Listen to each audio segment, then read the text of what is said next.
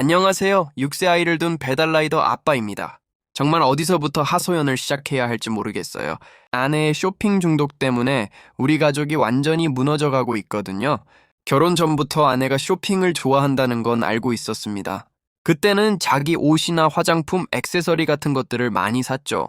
하지만 아이가 태어나고 나서는 자기 물건은 거의 안 사고 대신 아이 물건 쇼핑으로 그 욕구가 바뀐 것 같습니다. 그리고 오히려 더 심각해졌습니다.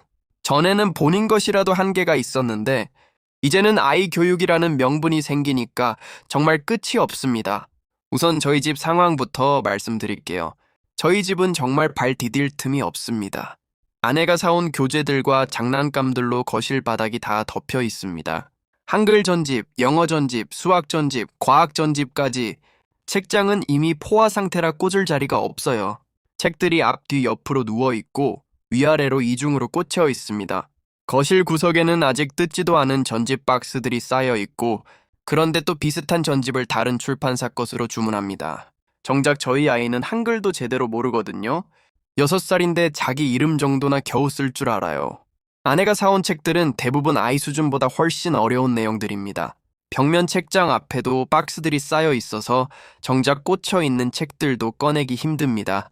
아이가 책을 보고 싶어 해도 어떤 책이 어디 있는지 찾을 수도 없는 상황이에요. 장난감도 마찬가지입니다. 레고, 각종 블록류, 교구들이 박스째로 쌓여 있습니다. 아이가 새 장난감이 오면 포장 뜯는 것만 신나해하고 한두 번 만져보다가 금세 시들해해요. 며칠 지나면 아예 관심도 안 보이죠. 아이는 오히려 집에 있는 상자나 휴지심으로 더 재미있게 놉니다. 그런데 아내는 그걸 못 보는 것 같아요. 아이가 관심 없어 한다고 하면 아직 어려서 그런 거고 조금 더 크면 좋아할 거라며 계속 사옵니다. 사교육과 온라인 프로그램도 과해요. 영어, 수학, 미술, 피아노, 태권도, 중국어까지 6살 아이 스케줄이 직장인보다 빡빡합니다. 온라인 교육 프로그램도 여러 개 결제해 두었는데 아이는 재미없어 하고 게임만 하고 싶어 합니다. 아이는 학원 가는 걸 싫어하고 선생님들도 아직 준비가 안 된 것 같다고 말씀하시는데 아내는 적응 기간이 필요하다며 계속 보냅니다. 그런데 정작 집에서 아이 돌봄은 엉망이에요. 요리는 거의 안 합니다. 아이 밥은 항상 배달 음식이나 외식이에요. 제가 제일 화가 나는 부분이 이겁니다. 아이 교육용품에는 돈을 아끼지 않으면서 정작 이런 기본적인 끼니는 대충 때웁니다. 6살 아이한테 제일 중요한 게 뭘까요? 골고루 영양가 있게 먹는 거 아닐까요? 아이가 배고프다고 밥 달라고 하면 아내는 자연스럽게 배달 음식 어플을 열더군요. 근데 제일 웃긴 건 아이 간식이나 영양제는 유기농으로 좋은 것만 먹여야 한다면서 인터넷으로 주문합니다.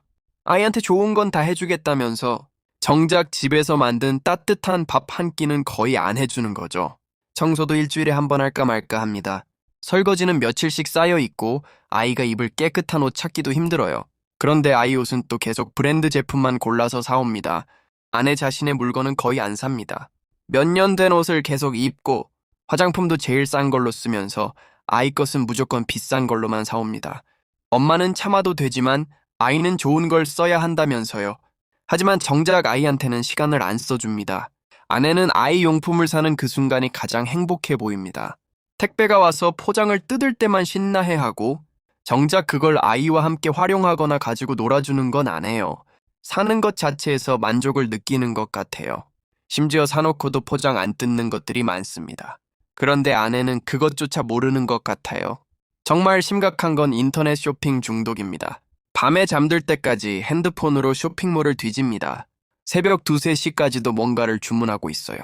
쇼핑 관련 카페나 할인 정보 앱을 수십 개 가입해 둔 건지 하루 종일 알림음이 계속 울려요. 알람 소리만 나면 아이가 뭘 하고 있든 상관없이 바로 휴대폰을 봅니다. 아이가 엄마를 불러도 잠깐만 하면서 휴대폰만 쳐다봐요. 그래서 아침에는 늘 늦잠입니다. 새벽까지 쇼핑하다가 늦게 자니까 아침에 못 일어나죠. 아이 유치원도 종종 지각해요. 아이가 깨워도 5분만 덜 하며 잠을 자려고 하고 결국 제가 아이 챙겨서 유치원에 데려다 주는 경우가 많습니다. 특히 할인이나 특가 알림이 오면 정말 미친 것처럼 달려듭니다. 지금 사지 않으면 놓친다면서 생각도 안 하고 바로 결제해버려요.